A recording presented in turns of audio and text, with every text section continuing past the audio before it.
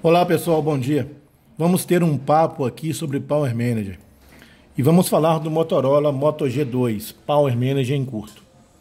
Então você lá está com alto consumo na placa, coloca a sua placa na fonte, o consumo é alto, você congela a sua placa e verifica que o Power Manager, pelo efeito Joule, dissipa a potência.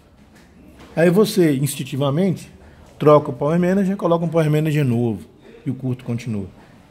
Por quê? Primeiro, o efeito Joule é a causa de um alto consumo de corrente. Isso é notório, é uma lei. Porém, esse aquecimento pode ser causado não só pelo Power Manager estar em curto, mas sim pelas saídas de load reguladas ou as tensões reguladas do seu Power Manager.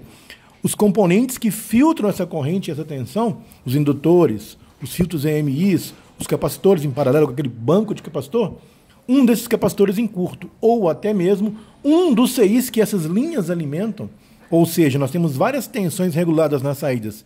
Por exemplo, VREG 1 de 1.15 volts, VREG 2 de 1.05, VREG 3 de 1.35, VREG 4 de 2.1 volts, VREG 5 de 1.15 volts. Um curto num CI que essa malha alimenta vai ocasionar o aquecimento dessa malha. Se o indutor não abrir pelo alto consumo de corrente, vai causar o efeito cascata no Power Manager. E o Power Manager vai dissipar a corrente.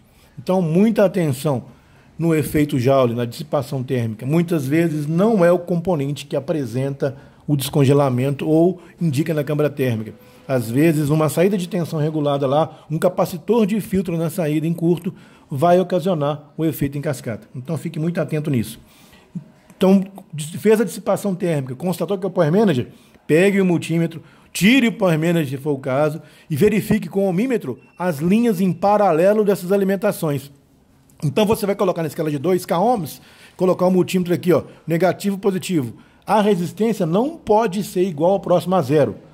Muitas vezes a resistência pode ser baixa, 70, 100, 150 ohms. Por quê? Porque a corrente nessas malhas é muito alta, mas nunca igual ou próximo a zero. Então, se existir, mesmo com o Power Manager fora, alguma trilha dessa aí com resistência igual ou próxima a zero, indica que existe um curto nessa malha.